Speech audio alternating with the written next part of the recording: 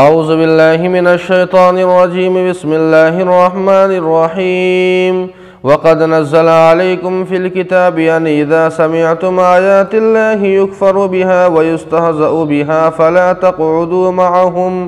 فلا تقعدوا معهم حتى يخوضوا في حديث غيره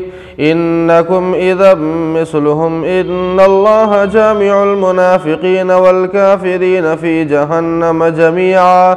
الذين يتربصون بكم فإن كان لكم فتح من الله قالوا ألم نكن معكم وإن كان للكافرين نصيب قالوا ألم نستحوذ عليكم ونمنعكم من المؤمنين فالله يحكم بينكم يوم القيامة ولن يجعل الله للكافرين على المؤمنين سبيلا۔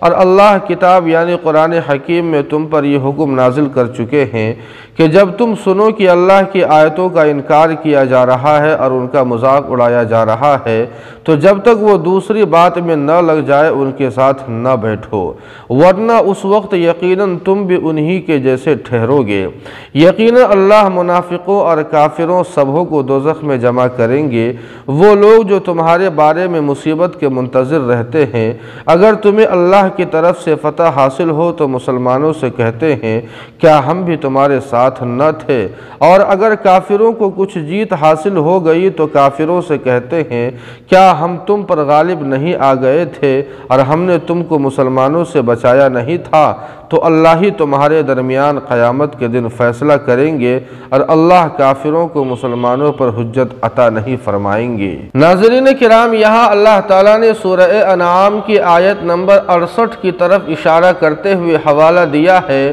اللہ فرماتے ہیں کہ اے مسلمانوں، ہم نے تمہیں اس سے پہلے قرآن حکیم کے اندر یہ حکم دیا تھا کہ جس مجلس کے اندر بھی احکام الہی کا انکار اور تمسخر کیا جا رہا ہو اس مجلس میں نہ بیٹھو۔ اگر تم وہاں بیٹھے رہے تو تم بھی انہی کی طرح سمجھے جاؤ گے اور شمار کیے جاؤ گے۔ ہاں، اگر وہ دوسری باتوں میں مشغول ہو جائے تو پھر ان کے ساتھ بیٹھنے میں کوئی حرج نہیں ہے، چونکہ منافقوں کے مجلسوں کے اندر آیات اور احکام الہی کا تمسخر کیا جاتا تھا، مذاق اڑایا جاتا تھا۔ اسی موقع پر یہ آیت نازل ہوئی۔ اس سے ایک بات یہ معلوم ہوئی کہ جن مجلسوں، جلسوں اور مشاعروں کے اندر اسلام کا تمسخر کیا جا رہا ہو، مذاق اڑایا جا رہا ہو،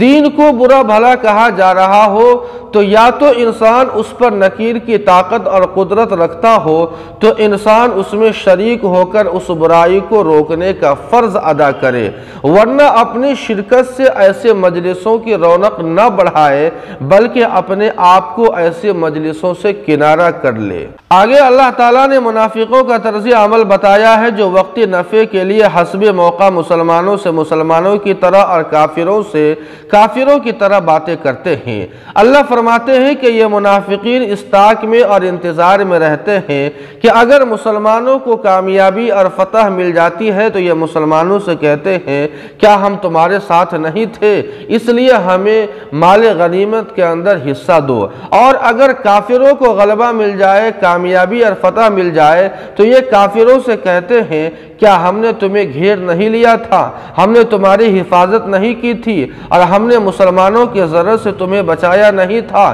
اس لیے ہمیں بھی لوٹ کے اندر حصہ دو۔ آخر میں اللہ تعالیٰ فرماتے ہیں کہ یہ دنیا دارالامتحان ہے، امتحان کی جگہ ہے، اس لیے یہاں پر کبھی مسلمانوں کو اور کبھی ان کے مخالفین کو ظاہری طور پر غلبہ حاصل ہوتا رہتا ہے، لیکن اصل اور حتمی فیصلہ تو آخرت میں ہونا ہے، جہاں پر نہ کوئی دلیل کام آئے گی، نہ کوئی حجت کام آئے گی، نہ کوئی طاقت کام آئے گی، اور نہ مسلمانوں پر کافروں کو حجت کے اعتبار سے کوئی غلبہ حاصل ہوگا۔ اللہ پاک عمل کی توفیق عطا فرمائے۔ وما علینا الا البلاغ۔